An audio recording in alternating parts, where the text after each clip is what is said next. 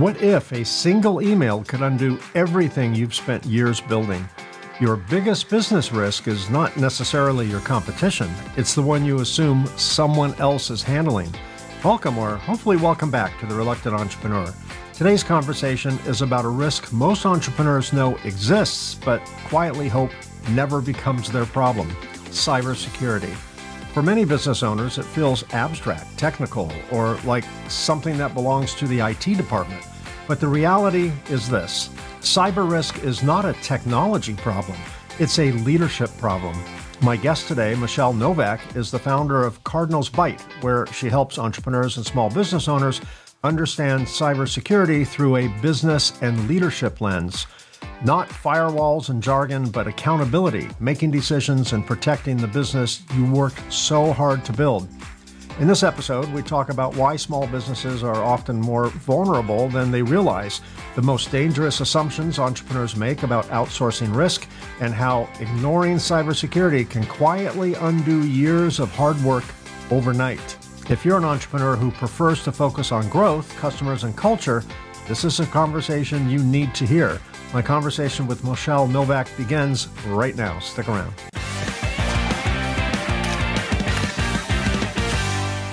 Hey, Michele, welcome to the program. I'm so glad you're here. I'm looking forward to this conversation. Hey, Mike. Thanks for welcoming me. I appreciate it. I'm looking so forward to sharing, being on this wonderful episode today.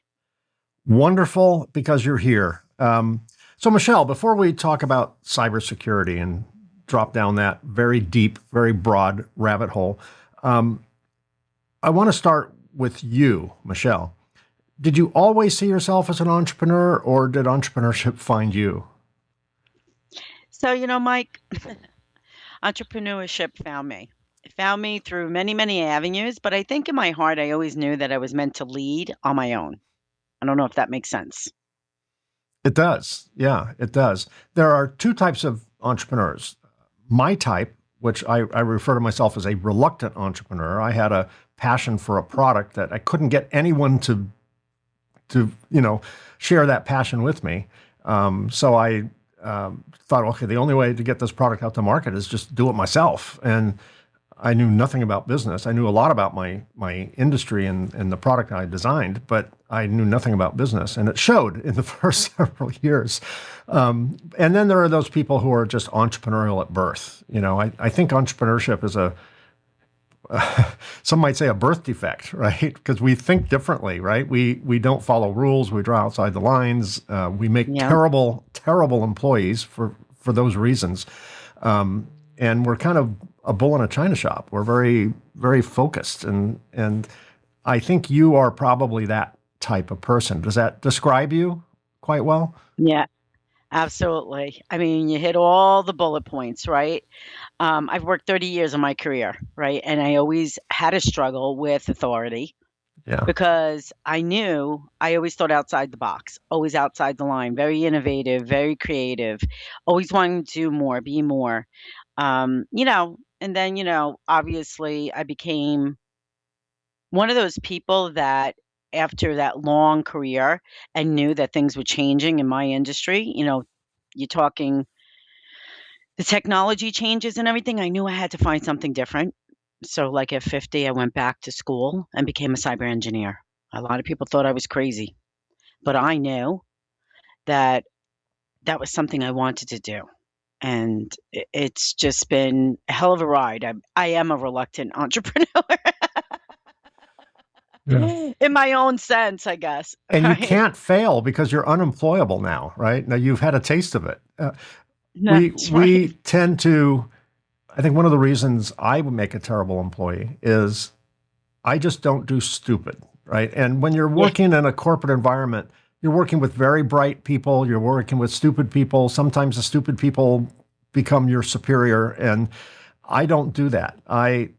I try really hard to just bite my tongue and just say, "Oh, collect the paycheck, Mike, collect the paycheck, have fun on a weekend, go on a vacation 2 weeks out of the year." But I can't help myself. I'm the guy that goes, wait a minute, this is stupid. And then of course that's not the greatest way to get promoted within the ranks.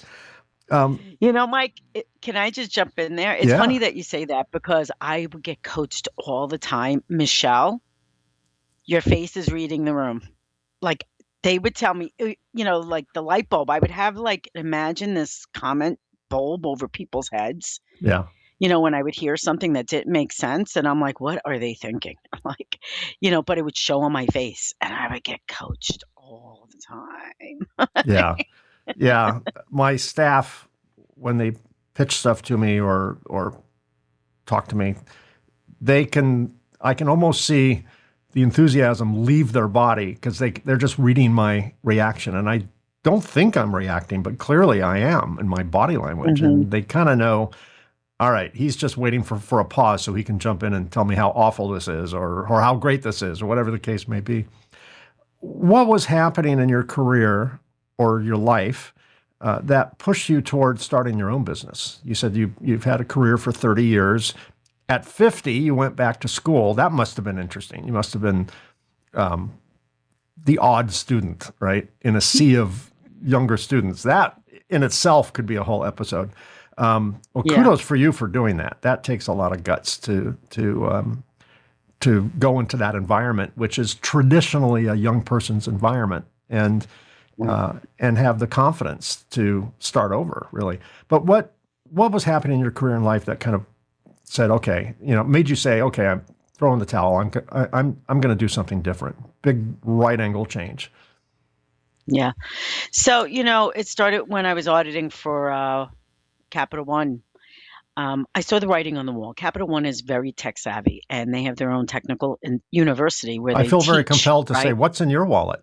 Because we're trained, you know, I guess that advertising campaign works because the first thing I thought of when you said Capital One was Samuel L. Jackson or whoever does the Yeah. commercials, like, what's in your wallet?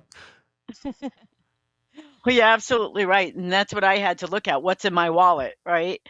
At the end of the day, what happened is I saw the writing on the wall. They were streamlining, departments were getting smaller. I was in risk and compliance management, doing auditing out in the fields and everything else.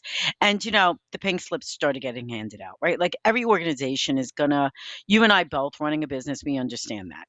We're always taking a look at where we can improve those processes, streamline it, get it down to, less time, more, right? More impact.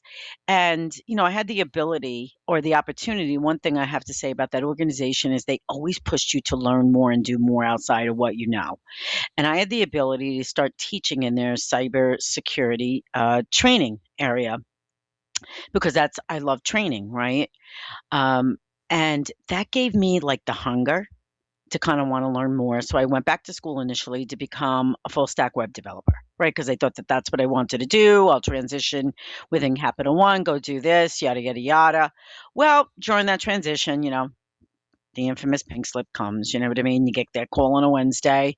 You're devastated. 20 minutes later, you have no idea what's happening in They your hand you a life. And cardboard box to put all your yeah, personal belongings like in. here's, your 13 years. Goodbye. I mean, I think, and it's sad, but it's true, right? Like, it's devastating. Let's face it, right? But I had to sit down, had to figure out. I knew I had tons and tons of skills, right? I Capital mean, One and so my skills. journey, yeah, listen, my journey as an entrepreneur was filled with anxieties, doubts, my own personal journey of discovering how important it was to trust me, drive the resilience inside and endurance and overcome that fear, right? Because that's where it all started, right? Nights crying on the couch. You know how. I mean, Mike, listen, I think anybody who is brave enough, and like you said, you're built kind of for this. You know it at an early age. You know that you're not meant to sit in rooms and answer to somebody. You know that you want to give, and there's things that you have, like just something inside your gut that tells you this is going to work. It's going to work. It's going to work. It's going to work. So initially, I went back to school saying, oh, I'm going to go get another job with somebody else. But you know what? I said, no, I'm not doing the crazy anymore. Tired of answering to people. I'm going to do it myself. And listen, I'm still doing it myself. It's very hard. It's very, very hard, but it's rewarding. Like in I think you probably know that, firsthand scaling your business. You take that leap of faith to be your own boss, but it's overcoming those failures. It's how do you keep going?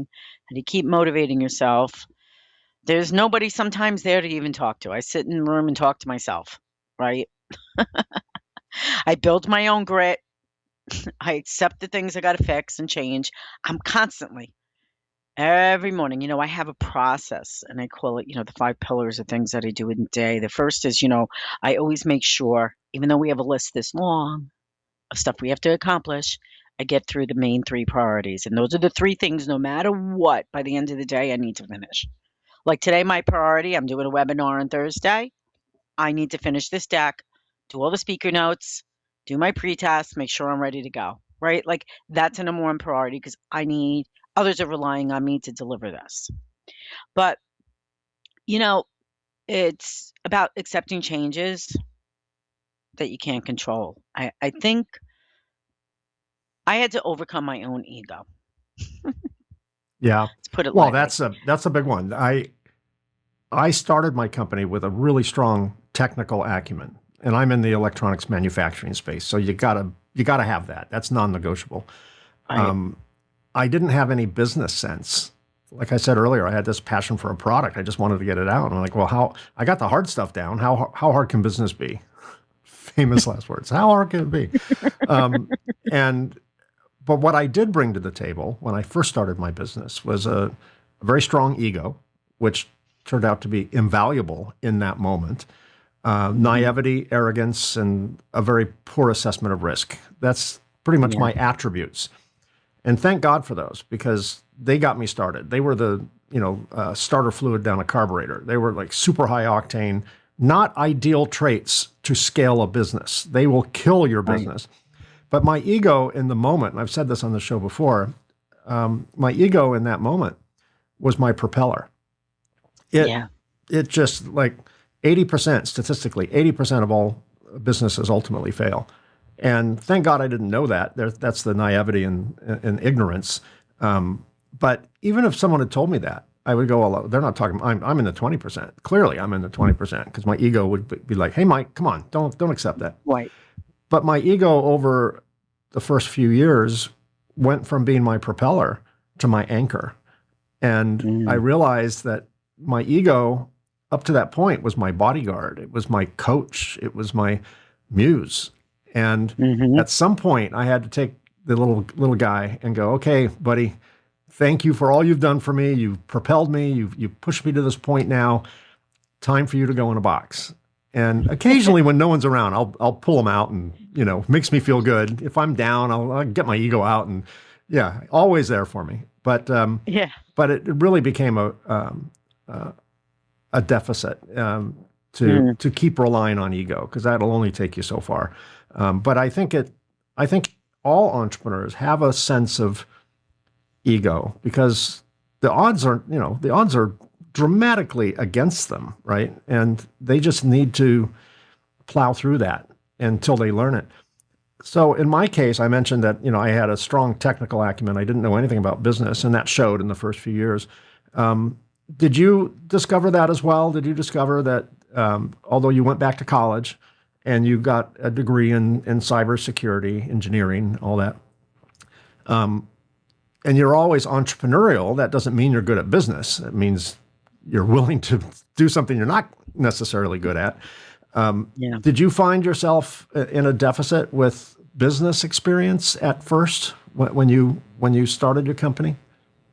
I was totally in a deficit. I had no idea what the first steps were. But you know what? I've always been very resourceful, right, Mike? And I thank God for that. And that came from years of building products, helping other companies, right, be innovative and everything else. I knew I had to dig in and say, okay, what skills do I know? I didn't even know what an ROI was. Right. I didn't know what a business plan was. I didn't know how to market. I didn't know, all the wonderful, CAC. What's a CAC? Cost of customer? Oh, okay. Well, I didn't even Cost of know that one. acquisition? ROI I knew, but Yeah. CAC, that's a new one. So, you know, what I did, Mike, is I went online and I looked for like, free resources. And I started off there and I found this great organization called WETSI, Women Economic Development.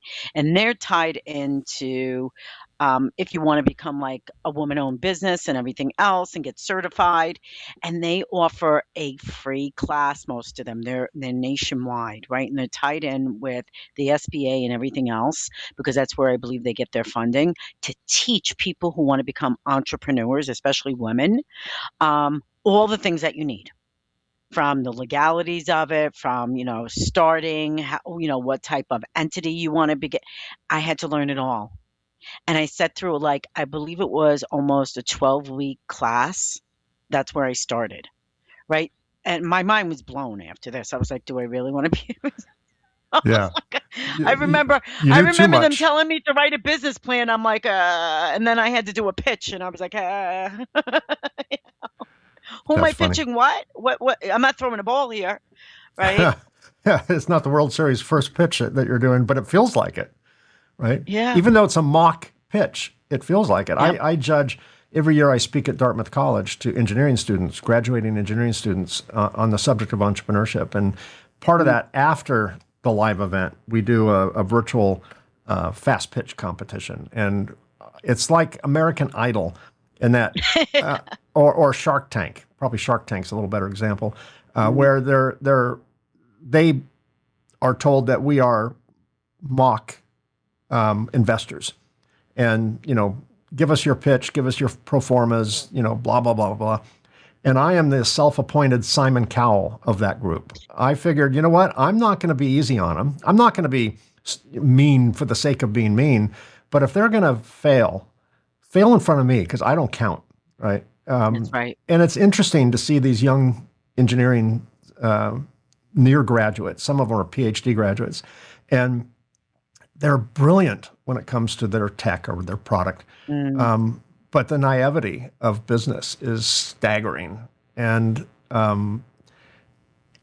and just kind of as an aside, I'm consistently impressed with the young generation. The moment I think, oh, we're doomed, like every generation thinks the next generation is going to doom them. I leave with a lot of enthusiasm and anticipation of great things. But one thing consistently that they do, this younger generation of potential entrepreneurs, that disappoints me is they spend most of their pitch talking about their exit strategy, the the seed rounds, the VC capital coming in, and then the IPO Mhm. and how many millions are going to make. And I think what's lost in all of those is, what about the product? What about the passion for the product? When I started my business, I was young. I was 32 when I started my business. I'm 65 now. And I never thought about exit strategy. I just thought about not dying, right? I just had this huge passion for the product. That's what drove me. I don't Yeah. have an exit strategy. I mean, I'll die in my chair. That's fine, because I've got good succession planning. But to me, if you put all your energy into how much money you're going to make, and whether or not you're going to drive your Ferrari back home and tow your Lamborghini, or the other way around, I mean, eye off the ball, man. I mean, it's you really I need know. to focus on your service or your product first. The rest will come in time. But I think if you kind of set that as your goal at first, you're going to make some short-term decisions that will ultimately impact your goal, right, negatively. How do you find persistence? I mean, not every decision you've made has, I'm guessing this, I think it's an educated guess. Not every decision you made was probably successful. I'm sure you've made some mistakes and you've had to recalibrate. But how do you get your persistence and your drive and the positive energy to just keep going in spite of maybe a temporary setback? Mike, facing the anxieties and the doubt come with launching a business or growing a business. And, that's the one reality check I had to take firsthand. It offers a lot of things, but mindset was the key to that. I had to cure my mind. I had to release all the old bad habits, all the old self-limiting beliefs, all the old self-sabotaging, all the worries, the concerns, whatever it might be, right? And move past the fear because fear is real. But fear is what you tell yourself, and that's what I've learned. And, Fear is to real be honest, here, oh, right? yeah, that's the only It's not place real it's real. outside of here, right? It's No, real here. that's right. Mike, and it's interesting because, I teach this a lot and I share this with a lot of people who I mentor, right? Your mind is a massive computer. That's all it is. What you tell it it's real is real. Right. So if you tell it, "Oh my god, this is real," and the sink is shipping, it's sinking because you just gave it instructions on what it's doing. It doesn't know anything except what you tell it. And that's the one thing I had to learn as an entrepreneur and as a business owner, that all those times I was like, "Oh my god, this is going to fail. No, that's not going to work. No, that." I was actually self-sabotaging myself because I was You believing those manifest things. your fears into reality completely. Absolutely. The fear does Absolutely. become real in the outside world because you've invited it into your life, right? It, Yeah. I think most of There's entrepreneurship is no way mindset. about it. Yeah, I think Yeah, it's mindset all is about that everything. mindset. Absolutely, absolutely. That's right. Do you find that running your own business, no matter how many employees you ultimately have, is still lonely? It's always lonely, Is it Mike. lonely at the top? Eh, yes and no. It is lonely because, the one thing you're going to learn when you're running a business, the people that you surround yourself with, friends that you thought were friends, or family members that you thought were supportive, you're going to find out maybe they weren't. Maybe you need to isolate yourself from certain people, change who you hang out with. And it becomes lonely because it's about value and trust in yourself. And that I think that's the biggest thing I had to learn, right? Like, I cannot listen to somebody else's thoughts. And you said it perfectly when you talked about it in the very beginning. You trusted your gut. You have to trust yourself above the noise, right? There's always gonna be noise, there's always gonna be people, "Oh, that's not gonna work, blah, blah, blah, blah, blah, blah, blah, blah." I've always learned to say, "You know what? I don't care. This is why I'm doing this, and I'm sticking to my beliefs," and that's hard. So it becomes very lonely up in that space when you have such a conviction in yourself and you know what you need to accomplish and you know what you're gonna do to get there. I'm not saying you don't take the advice of people, and I'm not saying that you don't take that feedback and you apply it. What I'm saying is it's only lonely as lonely as you make it, I guess, right? I'm never really alone. I have people around, but I am alone in a sense where this is our business, right? It's on you. We built this. This is our love. We did this for whatever reason, and I'm never going to forget that. I remember about a year ago, somebody told me, I built my business to help small business. So let me just share a quick story really quick. To help small business owners and people with less resources, no IT department, have cybersecurity and, an affordable cybersecurity to help them keep compliant.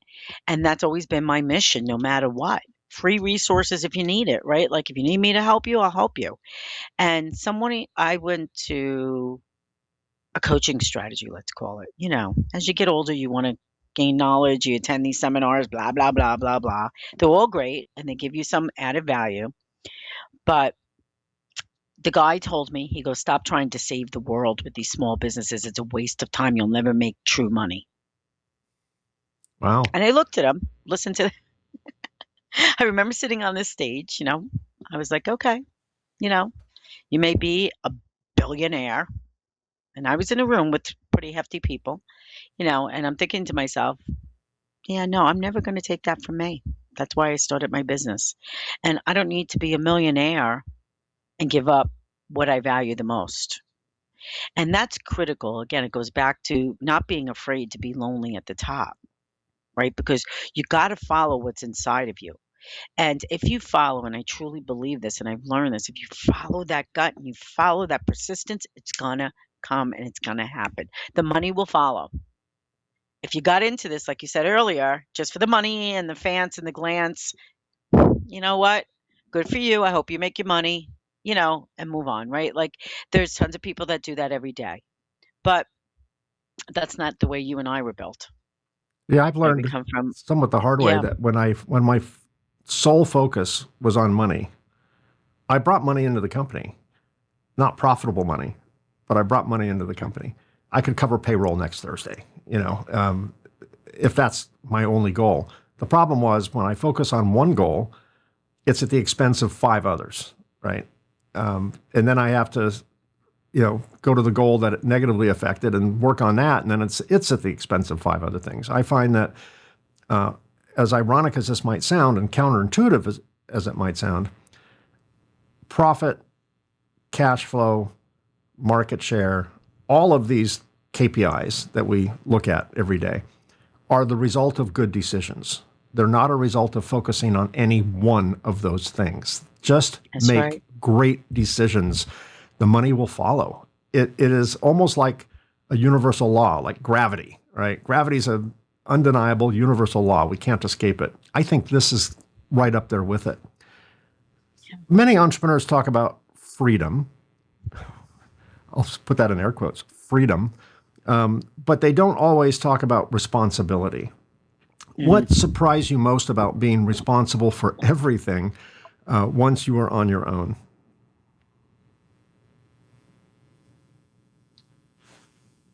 You know, I read a quote, and I'm going to just tie this into this answer from Carl Reiner. I don't know if you know who he is, a theologian.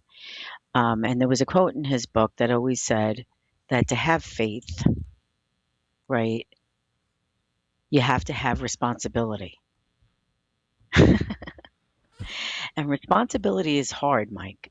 You know, it's a weight on your shoulder that you go to sleep with, especially when you're beginning a new journey into entrepreneurship, right? We all have that weight. Like you said, I was making money, but I was making enough to pay my payroll next week. That's a responsibility. When you take on other people, you're responsible for their lives. And you think about that when you go to sleep at night. You think about how, if you have to let somebody go, they have a family, they have bills, they have responsibility. Like you always think about the impact if you're a good leader. Right. Sometimes you have to make those hard decisions, though, and you're never going to get away from them. But like understanding that if you think of a customer first, and I always tell everybody, what would the customer want and think? Think of that customer first when you're making those changes and taking the responsibility to build a business. Because if you're not doing it from that perspective, then what are you actually doing it for? Because you're going to have the responsibility of driving those sales, making sure that people are closing those sales. Because let's face it, without sales, you got nothing. Right. That that's where it all starts, right?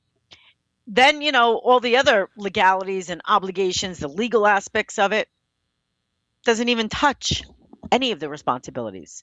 And forget the forecasting and forget the annual strategic meetings and growing the business and what's the new KPI. And you know what I've learned through all of that? Most businesses will cycle things that they've tried. I call it the 3-year cycle. We tried this 3 years ago. It worked for a little bit. We moved on to a different cycle the following year, a different cycle, and now 3 years later, we're coming back to that cycle again. The same It's new strategy. again. Yeah. New again, just with a different word on it, right? So that's what the responsibility is all about.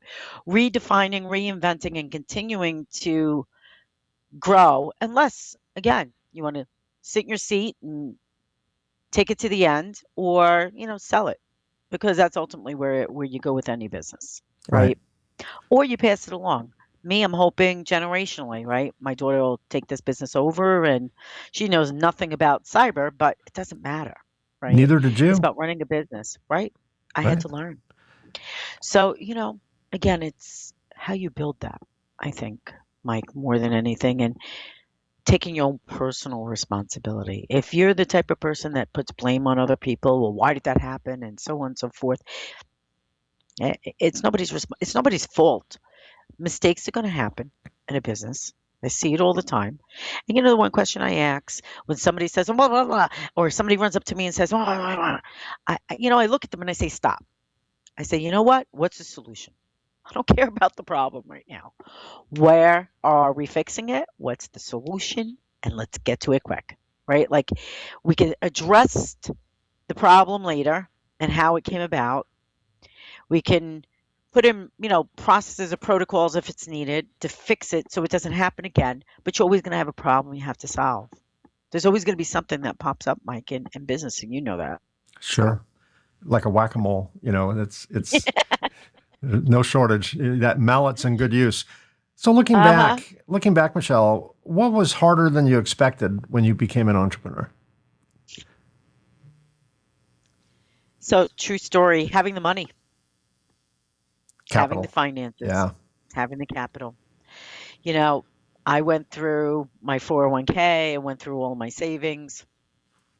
I had to do it. Like, if I truly believed in what I was trying to start and truly believed in wanting to help people out there, because I think that's why most entrepreneurs start a business in the first place, because they want to help others solve a problem.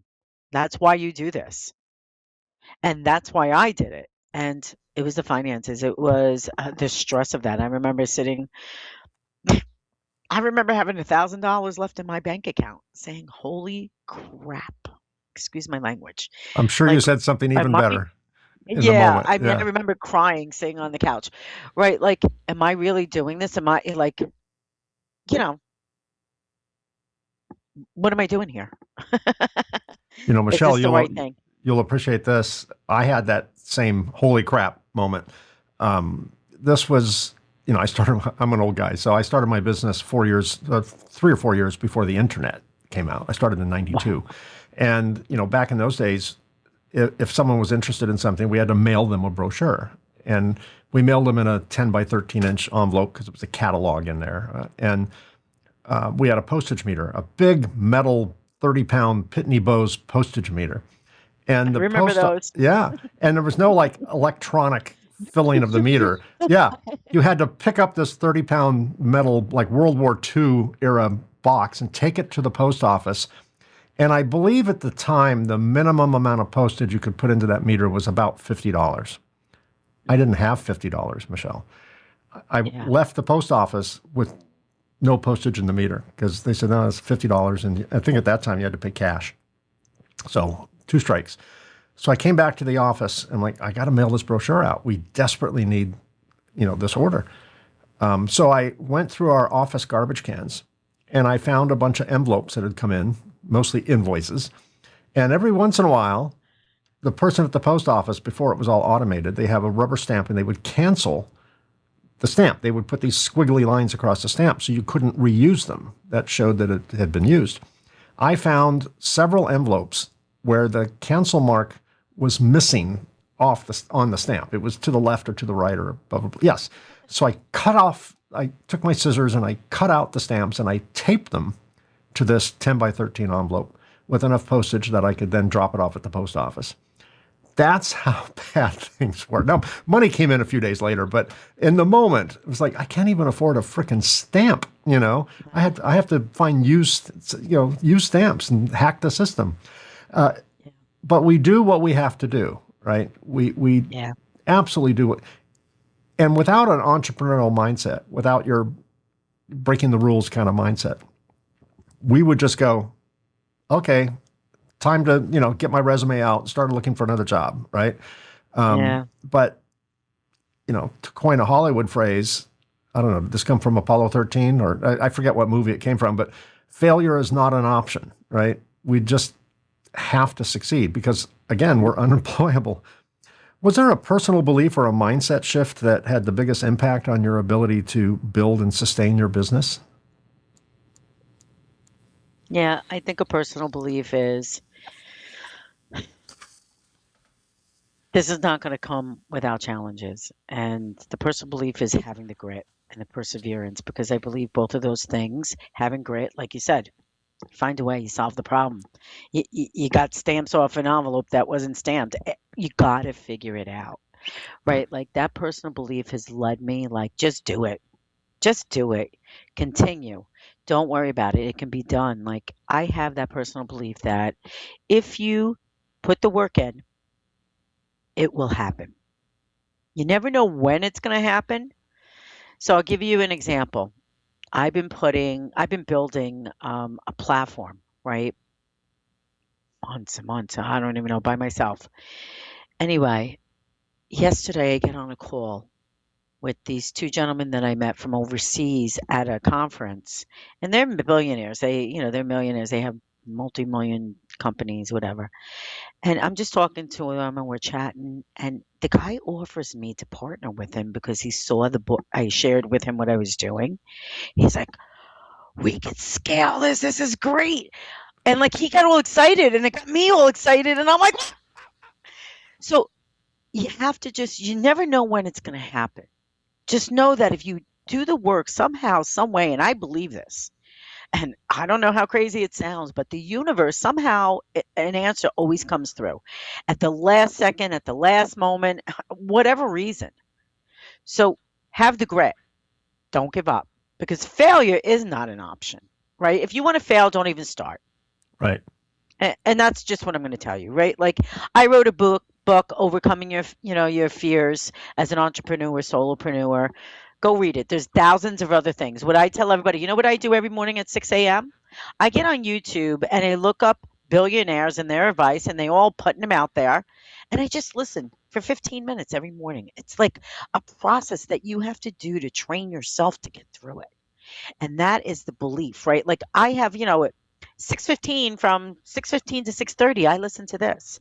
From, 6:30 to 7:30, I'm on social media, answering comments, blah blah blah. Like I have a process that I do to keep myself relevant, to keep it strategic, to keep it moving, to keep it going. But it takes time to understand what you need to do that. It doesn't just happen, Mike.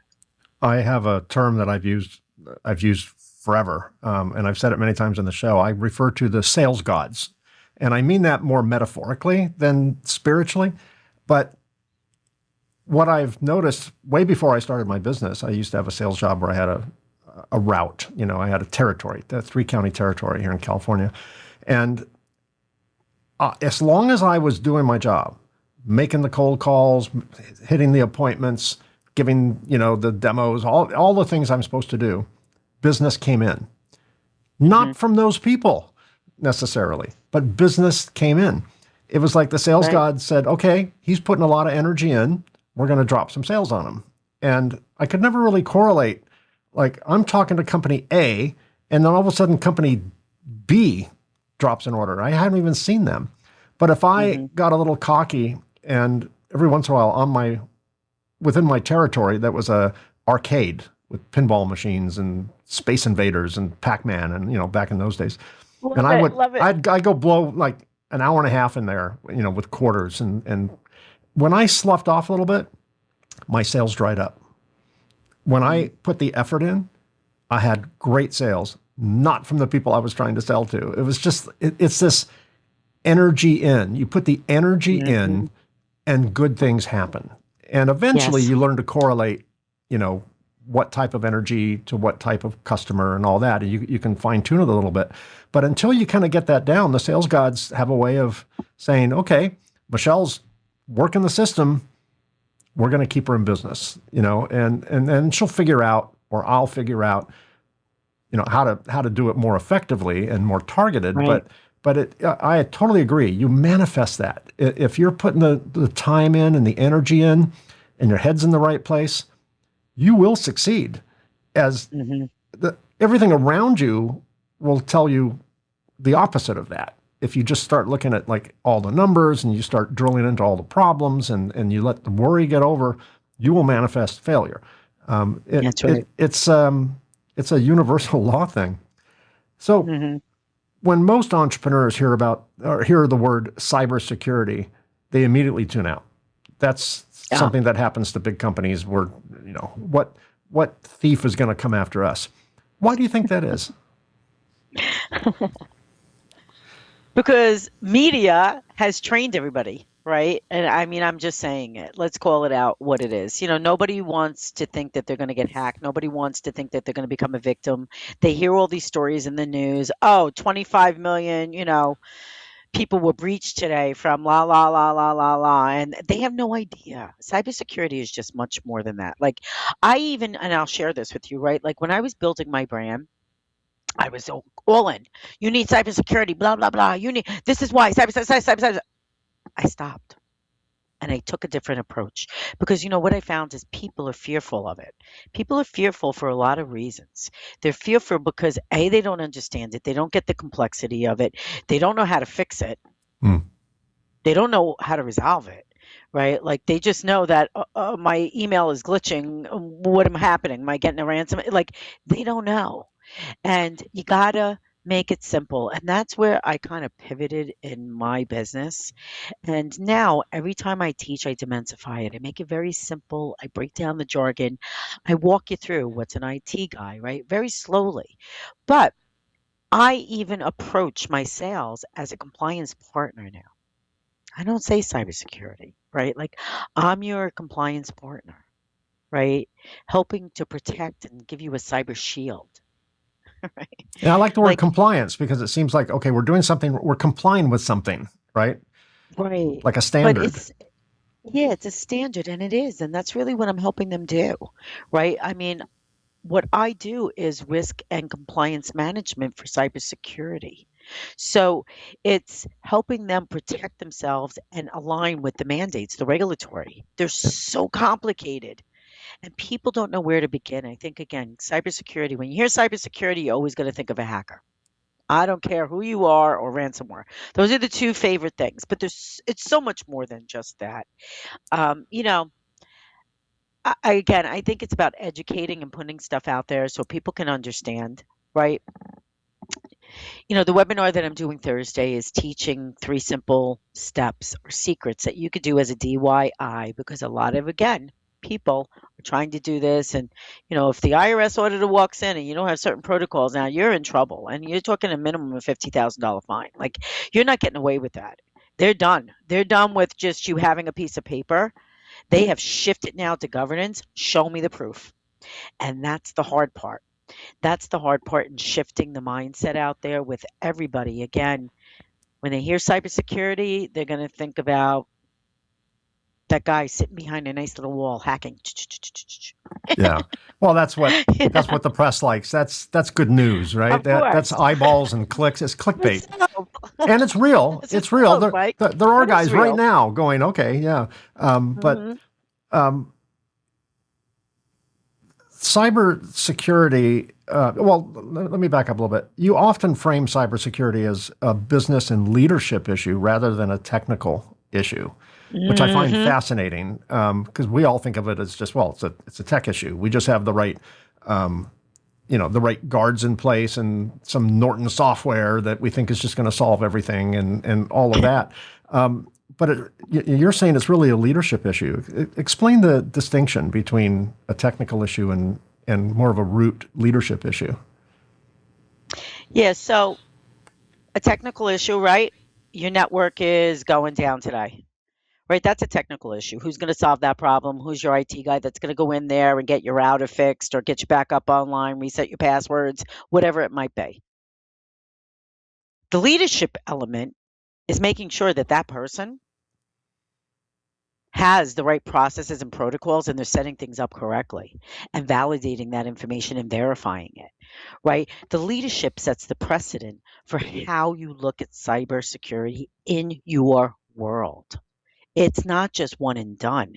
It's not just putting these nice little policy and procedures because you're a big corporation and oh yeah, BYOD, we do X, Y, and Z. Yeah, well, I was in audit for 30 years. I come in and the first thing I ask for, show me your procedures. Then I go over to those people and I say, walk me through your process.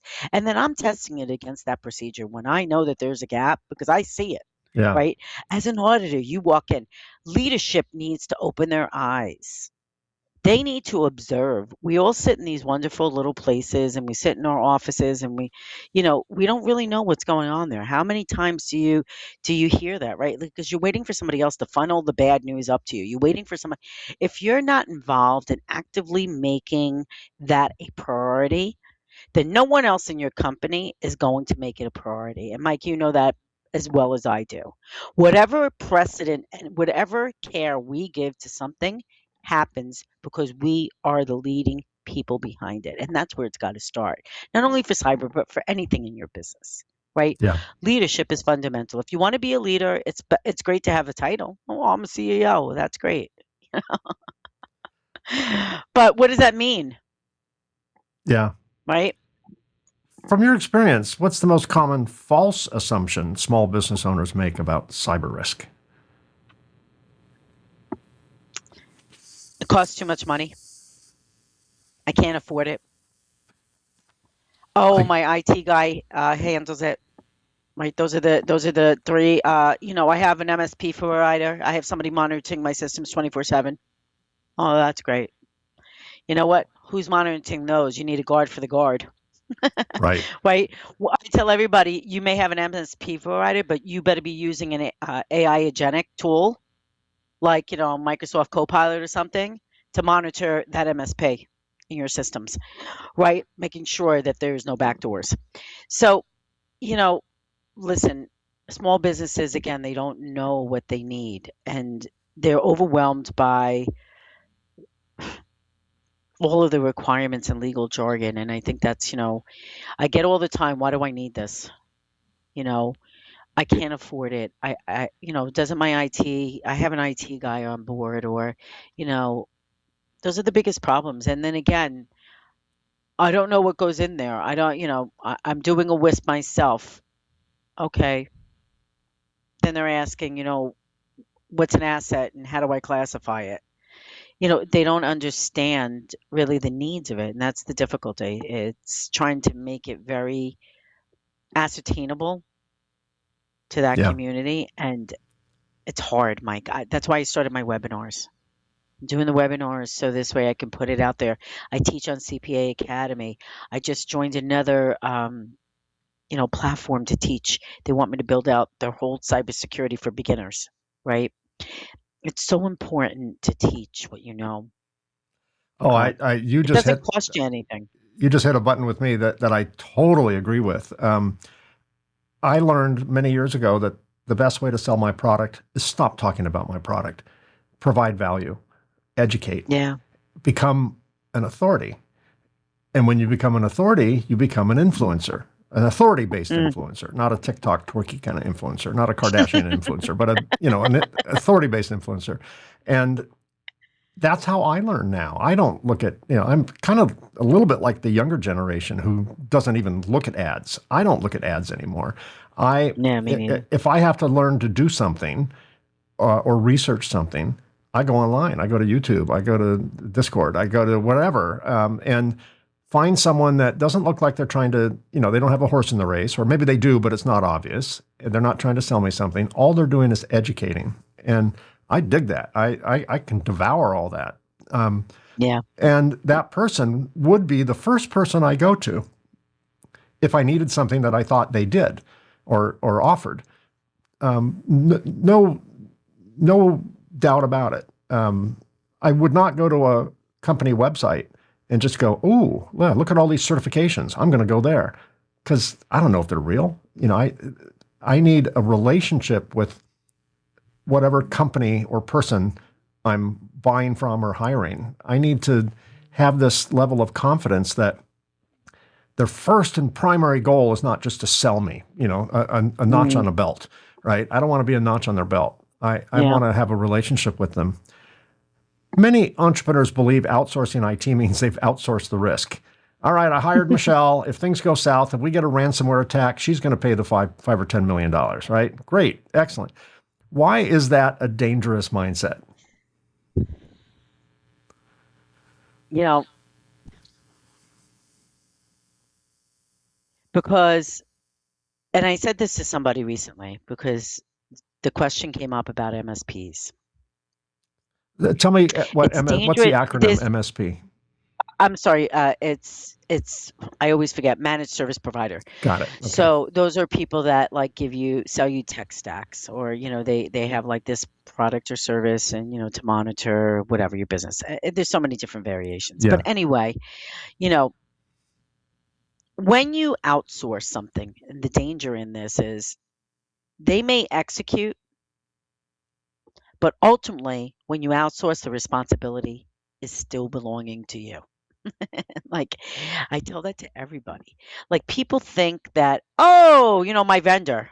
This is the biggest change in mandates right now, right? Like with all of the IRS, the FTC, all of them, they want to know that you've tested those vendors and you vetted them.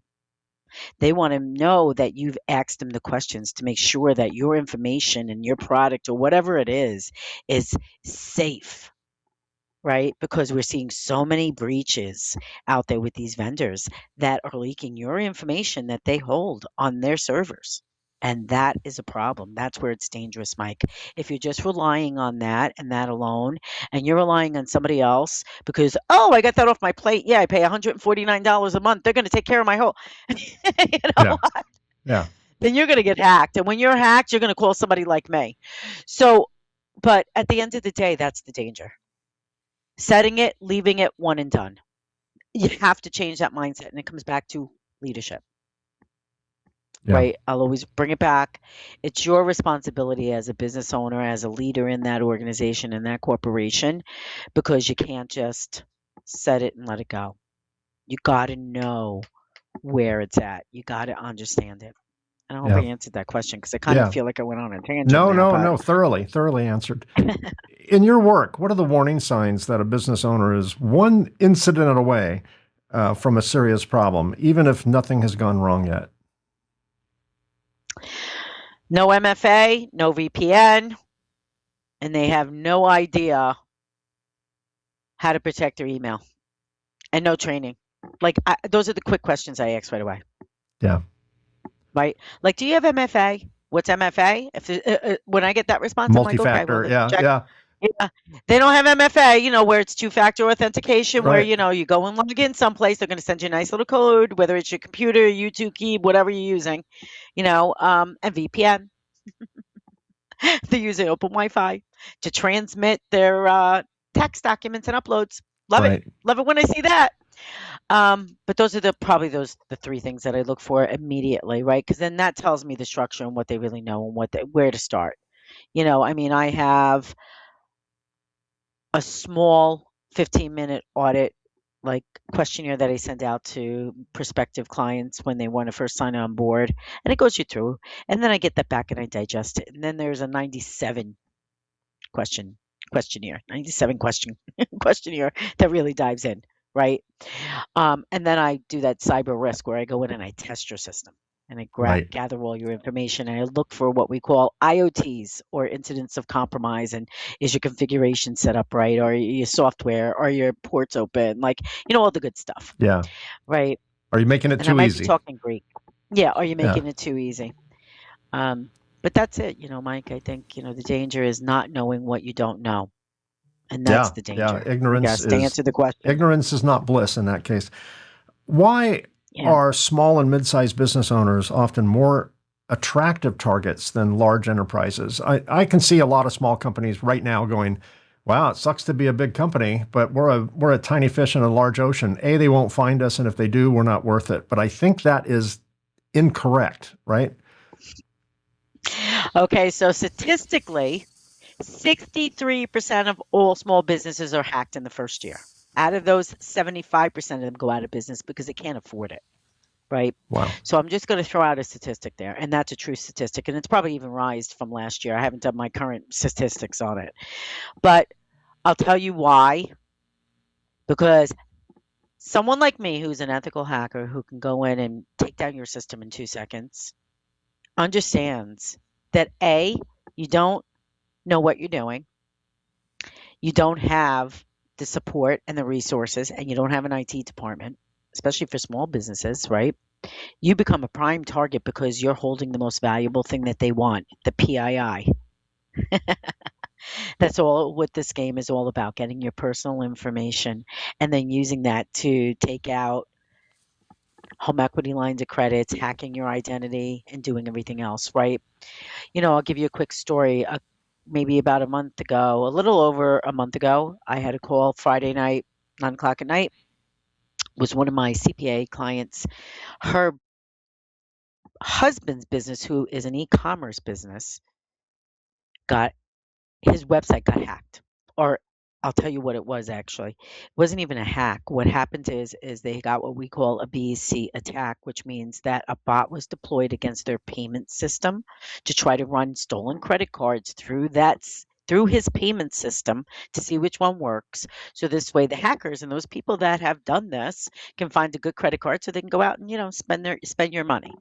But he got, in a matter of an hour before I got the call, over 30,000 hits. I want you to think about that. This bot was through over 30,000. His payment provider was blowing up. We had to shut down the merchant, the website, everything. So this is what goes on today. And these hackers know. They do their research. They do what we call reconnaissance, right? Like when you get into cybersecurity, one of the biggest things they teach you is what we call reconnaissance. How do they think and act and how do they get in? We need to understand that so we can build the tools and the protocols and the processes to try to prevent it. Because that's all this is. Security is not 100%. Know where you go. It's preventative and it's proactive approach. And that's where you got to start with. But they if you think you're unhackable, you're the first person who's probably going to get hacked. And you might be even hacked now and you don't even know it. And I hate Right? to say Could it. be sitting I dormant, can't just tell you waiting to be executed, right? I can't tell you how many times I walk in. I had another client. Her ports were opened, wide open. And you know what they were attached to? The DoD, Department of Defense. They were using crypto mining through DoD IP addresses into hers, and it was all circling around. So you never know what you're going to walk into. When I Yeah. walk into a business, I never know what I find, but I've found a lot of things, and I'm going to tell you right now, small businesses, they're the biggest risk, and I feel for them because they don't have the money to survive. The average cost of a breach or an actual true breach, because you can have an incident response and clean it up, doesn't mean, or compromise, it doesn't mean it's an actual breach. A breach is when your data is actually infiltrated and taken out. Um, it's about 150,000 for a small business. You can't survive that. I couldn't even survive it. It's 150,000. It's a lot of money. And not to mention ransomware. I have a good friend that had a business in small business, and they got someone responded to an email, downloaded an attachment, boom. Next thing you Mm, know, they get the skull and crossbones on the screen when they turn on their computer, and yeah. and I think most cybersecurity people agree. Once that happens, you cannot get it back. I mean, you have to either pay the ransom or just rebuild, right? One of the two. But Yeah. his started at like $1 million, and and they got it down to 50,000, but it cost them $50,000 to. And there's no guarantee. It's not like these are ethical people. There's not a money back No. guarantee. Sometimes you pay the 50 and then it goes up to 100. Once they know you're good for it. But Yeah. I mean, those are terrible, terrible. Someone told I have a good friend who's in kind of your space, and he's told me, I don't know if this is accurate or not today, but he said, the average ask is around $5 million, on a smaller business, and Yep. and depending what they find, if they find it's sensitive information, compromising information, embarrassing information, whatever the case may be, that price could go up, exponentially. Yeah. As we're starting to run out of time, I just have a few more questions. If an entrepreneur listening or watching this episode today could do just one thing differently after this, after hearing our conversation, what would it be? Call Michele. I'll throw that one in. No, listen, Mike, we can all give good advice, right? But me as an entrepreneur, and I'll take it just from my stance, if there's the one thing that I would say that you want to do as an entrepreneur is you want to assess what's happening in your business immediately. And if you're just starting out, you want to make sure that you have a deep understanding of the skills that you need and the processes that you need to put in place to survive. And Yeah. you have to build your grit. Don't be afraid. Like, there are people, reach out, find a mentor, go online, listen to YouTube videos. There's tons of things out there that will support you through it, but you got to take the responsibility and the steps. And I think that's what I'm going to probably tell you. Take the responsibility and the steps to do it. No action leads to nothing. Right. Right? You could sit there and think and think and think and think and think, oh, blah, blah, blah, blah, blah, blah, blah." I've been on that couch thinking and thinking and thinking and thinking and thinking and waking up and like, okay, nothing changed yesterday because all I did was think. Okay. That's It's good not until you advice. take the action. Yeah, it's Yeah. not until you take the action that it's actually going to make a change. And we talked about that earlier, Mike. I Yeah. think Great that's advice. critical. And finally, Michelle, how did you define success when you first started your company, and how do you define it today? I don't think I'm successful. I think everybody likes to use the word successful. I No, think, but how, you're how do you successful. define success? Whether you feel you're successful or not, what's your definition of success today, and how did it compare to what you thought success would mean before you actually did this? Yeah, so success was an identity for me back in the day, right? It was, how high I was going to grow into this corporation and the titles that I was going to get and going from, assistant manager, manager, VP, blah, blah, blah. That was success in the past, Hmm. right? That doesn't matter anymore. Success today is about how you can help grow that community, give back, and that's when you start to know that you're successful. When you start to build that legacy, later on and you're really driving philanthropic things, I think that's what makes you successful today, right? Like, it's not just you move past, okay, now I made it through my business, I made it through making the money, I'm sustaining it, I'm going to grow year after year. What about the community though? Like, right, where can you help, where can you mentor, where can you you know give back, build resources, right? Like, that's where I'm at right now. That's part of my success story, if you would. Right. But eventually it's, what do I want to be known for? Like, and I think everybody says that, but you want to know what? I don't know if that's just cliche or not.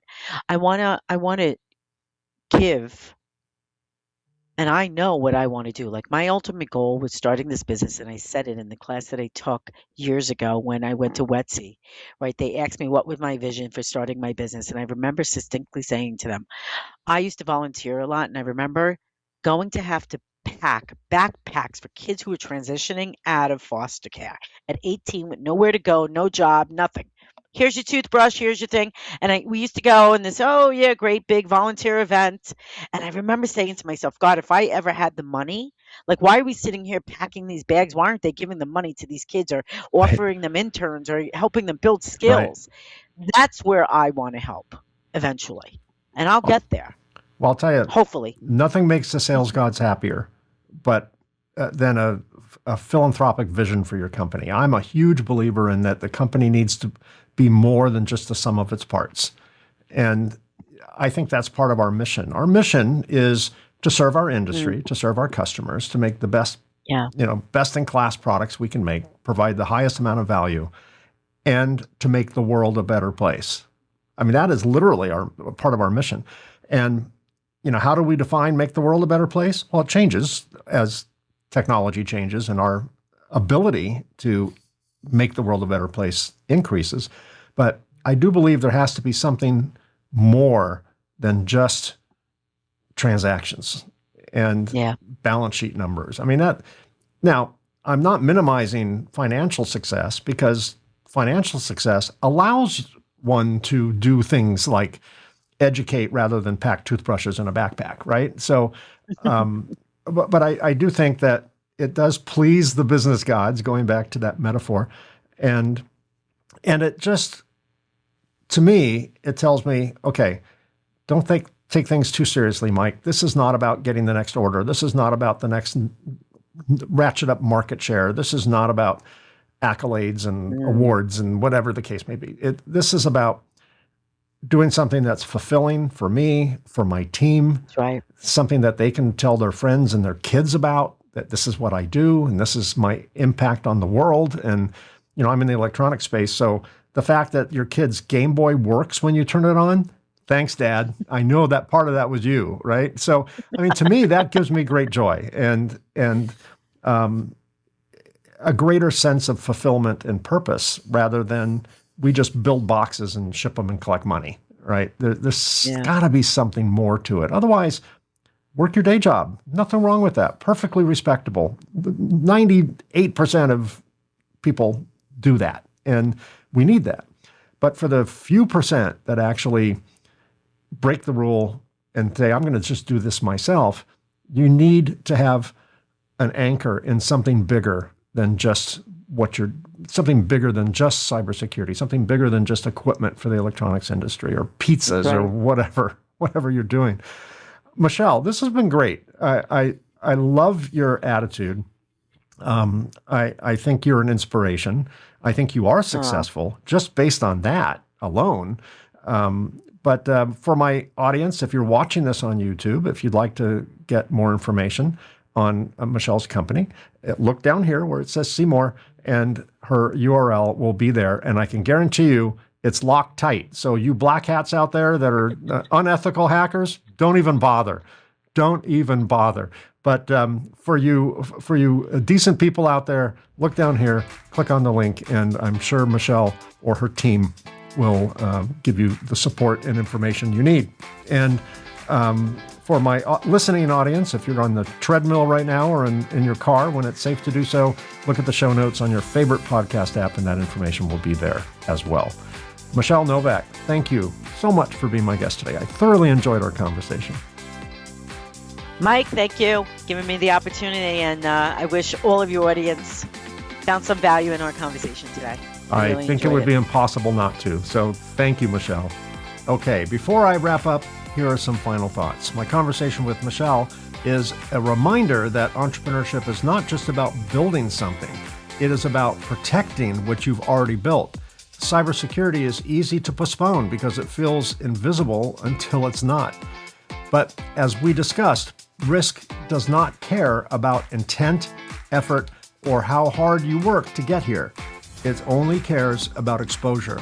One of the biggest takeaways from this episode is that responsibility cannot be outsourced. You can delegate tasks, hire experts, bring in support, but ownership always stays with the entrepreneur. That's true for culture, finances, leadership, and it is absolutely true for cybersecurity. If this conversation made you uncomfortable, that's probably a good thing. Growth often starts with awareness, and awareness creates better decisions. As entrepreneurs, many of us did not set out to run a business. We stepped into this responsibility because something we cared about depended on us. Protecting that business is not optional. It's just part of the job. If this episode resonated with you, share it with someone who needs to hear it. Now, that's a wrap. Thanks for being part of our Reluctant Entrepreneur family. We have been exceptionally busy recording future episodes with fascinating guests, so be sure to subscribe to get notified when new episodes drop. And one personal favor, if you're watching this on YouTube, consider giving us a like and subscribe. Those two simple clicks really help us expand our reach. If you're an entrepreneur or know someone who would make a terrific guest, I'd love to hear from you. Visit reluctantentrepreneur.podcast.com to apply or recommend a guest. You can also reach me directly at mike@reluctantentrepreneur.podcast.com. And of course, a very quick shameless plug if you're interested in my book, The Reluctant Entrepreneur, Anatomy of a Business Startup, From Uncertainty to Unstoppable. It's available in paperback and Kindle versions on Amazon and as an audiobook on both Audible and Amazon. Thanks again for listening or watching. Until next time, be unstoppable. I'll see you again soon.